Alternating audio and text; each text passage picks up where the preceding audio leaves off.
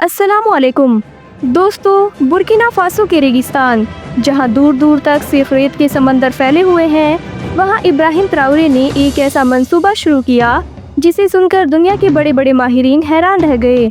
ज़रा सोचिए, वो ज़मीन जहां सदियों से घास तक उगना नामुमकिन समझा जाता था, वहाँ अगर कोई कहे कि ये जगह सरसब्ज शादाब बाग में बदलने वाली है, तो आपका पहला रद्द-ए-अमल क्या होगा?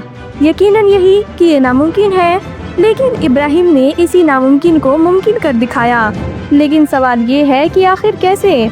तो दोस्तों, दरअसल इब्राहिम ट्राओरे ने जब बुर्किना फासो की क़ियादत संभाली तो उनकी सबसे बड़ी फिक्र यही थी कि मुल्क की ज़मीन तेज़ी से बंजर होती जा रही है। हर साल हज़ारों एकड़ ज़मीन रेगिस्तान के फैलाव में जम हो रही है और अगर यही सिलसिला जारी रहा तो आने वाली नस्लें खुराक के एक एक दाने के लिए तरस जाती। ट्राओरे ने सोचा कि अगर हम आज कुछ ना करें तो कल बहुत देर हो जाएगी, इसलिए उसने एक वसी शज़कारी मुहिम का आगाज़ किया जिसमें न सिर्फ हुकूमत बल्कि आम आवाम को भी शामिल किया गया।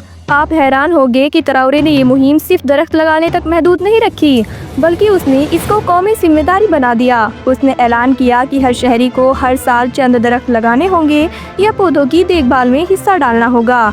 यहाँ तक कि शादी की तकरीबात में भी जोड़े अपने खास दिन की याद में एक पौधा लगाते ताकि उनकी खुशियों के साथ एक नया दरख्त भी परवान चढ़े। देखते ही देखते ये मुहिम नहीं बल्कि एक कौमी तहरीक बन गई। हर तरफ लोग अपने हाथों में पौधे लिए रेगिस्तान की तरफ निकलते और ये मंजर पूरे मुल्क के लिए उम्मीद की नई किरण बन गया। यही वजह है कि बुर्किना फासो की तारीख में पहली बार करोड़ों दरख्त लगाए गए, लेकिन ये कहानी यहाँ ख़त्म नहीं होती। इब्राहिम ट्राओरे ने लाखों दरख्त लगाए, मगर चंद साल बाद एक चौंका देने वाला मसला सामने आया। रेत के तूफान और तेज़ हवाएं पौधों को जड़ों समेत उखाड़ फेंकती थी। जो नन्हे पौधे ज़मीन में जड़ पकड़ने की कोशिश करते, वो या तो रेत के नीचे दब जाते या जड़ें खुलकर सूख जाती।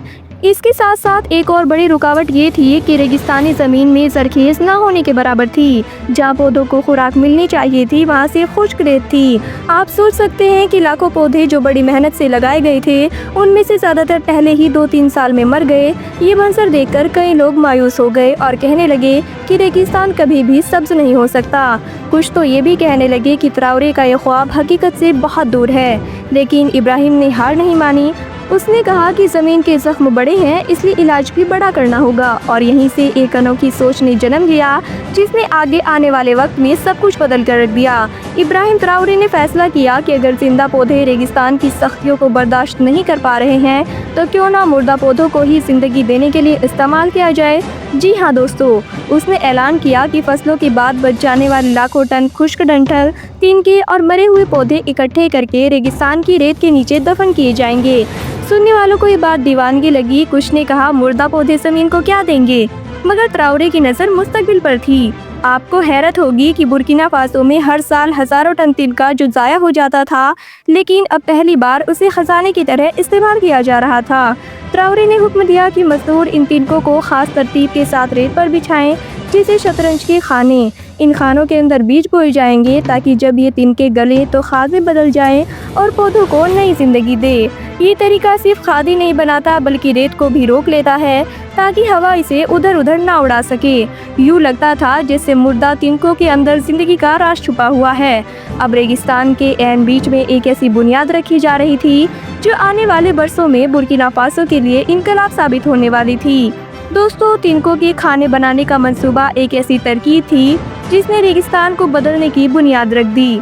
इब्राहिम ट्राओरे ने मजदूरों को हुक्म दिया कि रेत के ऊपर तिनके इस अंदाज से बिछाए जाएं जैसे कोई शतरंज की बसात हो। ये खाने न सिर्फ रेत को एक जगह रोक लेते थे, बल्कि उनके अंदर उगने वाले पौधों को एक कुदरती हिफाजती ढाल भी फराहम करते थे। दोस्तों, ज़रा मंजर तस्वुर करें। सहराई गर्मी में पसीने में शराबों और मजदूर लंबी कतारों में तिनके बिछा रहे हैं। रेत पर ये खाने ऐसे लगते थे जैसे किसी ने सुनहरी जाली फैला दी हो। फिर इन खानों के अंदर ऐसे बीज बोए गए जो सख्त तरीन हालात को भी बर्दाश्त कर सकते थे। चंद सालों में ये तिनके गलकर खाद में बदल गए और इनके अंदर से सब पौधे निकलने लगे। रेत जो पहले बेकाबू होकर उड़ती थी, अब इन खानों के अंदर कैद हो गई। ये खाने ज़मीन को थाम लेते, रेत के बहाव को रोक लेते और पौधों को वो सहारा देते थे जो उनके जिंदा रहने के लिए ज़रूरी था। एक वक्त आया कि जहाँ सिर्फ खुश्क टीले थे वहाँ अब घास ने अपनी जगह बना ली थी, और ये सब मुमकिन हुआ उस हिकमत अमली से कि जो बाज़ाहिर बहुत सादा थी लेकिन हकीकत में पूरी कौम के मुस्तकबिल को बदलने वाली थी। दोस्तों, पहले पहल माहिरीन को भी यकीन न आया कि ये तरीका इतना शानदार नताइज देगा, लेकिन चंद सालों बाद जब इसके असरात सामने आए तो सब हैरान रह गए। सबसे बड़ी कामयाबी ये थी कि रेत के बहाव में 99% तक की कमी आ गई।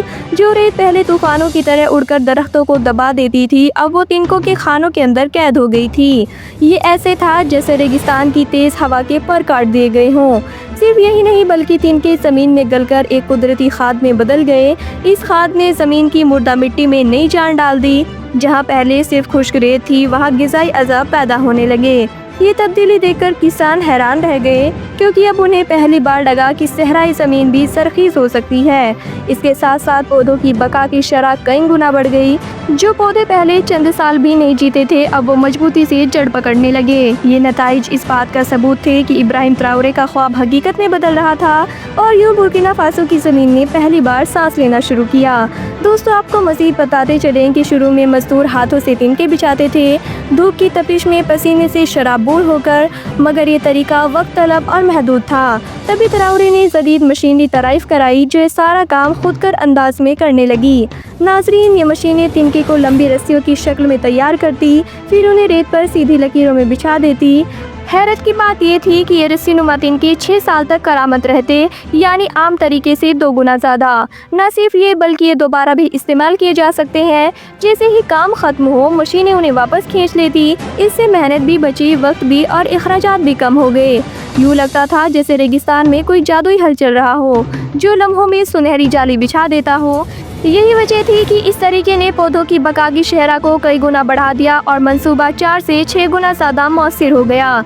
ट्राओरे के इस कदम ने साबित कर दिया कि जब टेक्नोलॉजी और विज़न इकट्ठे हो जाएं तो बड़े से बड़ा चैलेंज भी आसान हो जाता है। दोस्तों, अब आते हैं उस हिस्से पर जिसको सुनकर आपको अंदाज़ा होगा कि इब्राहिम ट्राओरे ने सिर्फ पौधे उगाने का मंसूबा नहीं बनाया, बल्कि पूरे मुल्क के इंफ्रास्ट्रक्चर को बदलने का भी अज़म किया। जब बुर्किना फासो के रेगिस्तान से गुजरने वाली नई रेलवे लाइन और शहरा की बात आई तो सब ने कहा कि ये नामुमकिन है। रेत के तूफान पलक झपकते ही सड़कों की पटरियों को दबा देते हैं, और तामीर करने वाले मजदूर समझते थे कि ये मंसूबा ज़्यादा दिन नहीं चलेगा। लेकिन ट्राओरे ने वही पुरानी तरकीब यानी कि तिनकों के जारीदार खाने यहाँ भी आजमा लिए। दोस्तों, आप सोचिए कि जहाँ पहले हर साल रेत के तूफान ट्रेनों को रोक देते थे, वहाँ आप क्रैक्स के दोनों तरफ सुनहरी जाली नुमा तिनके बिछे हैं। इन्हीं खानों में लगे पौधों ने रफ्ता रफ्ता इर्द गिर्द की ज़मीन को सब्ज कर दिया। यही मंजर शहरों में भी देखने को मिला। सड़कें जो पहले चंद लम्हों में मिट जाती थी, अब सालों से महफूज खड़ी है। ये कामयाबी देखकर दुनिया की माहिरीन ने कहा कि अगर ये तरकीब बुर्किना फासो में कामयाब हो सकती है तो दुनिया के बाकी रेगिस्तान में भी ये मौजिज़ात दोहराया जा सकता है। यूँ इब्राहिम ट्राओरे ने सिर्फ रेगिस्तान को सब्ज नहीं किया, बल्कि अपने आवाम को ये यकीन भी दिला दिया कि मेहनत और अकल से नामुमकिन को मुमकिन बनाया जा सकता है। दोस्तों, ये कहानी हमें सिखाती है कि वसाइल चाहे कम हो, लेकिन अगर नीयत बड़ी हो तो खुश्क ज़मीनें भी ज़िंदगी का पैगाम देने लगती है। और शायद यही वजह है कि आज दुनिया ट्राओरे को अफ्रीका का माहौलियाती हीरो कहती है। तो दोस्तों, आपको हमारी आज की कहानी कैसी लगी, आप हमें कमेंट सेक्शन में कमेंट करके ज़रूर बताइएगा। वीडियो अगर अच्छी लगी हो, पसंद आई हो तो इसे लाइक करने के साथ साथ शेयर ज़रूर करिएगा, और ऐसी और भी इंटरेस्टिंग और इन्फॉर्मेटिव वीडियोस देखने के लिए हमारे चैनल को सब्सक्राइब करना ना भूलिएगा। हम फिर से हाजिर होंगे एक नई वीडियो के साथ, तब तक के लिए अल्लाह हाफिज़।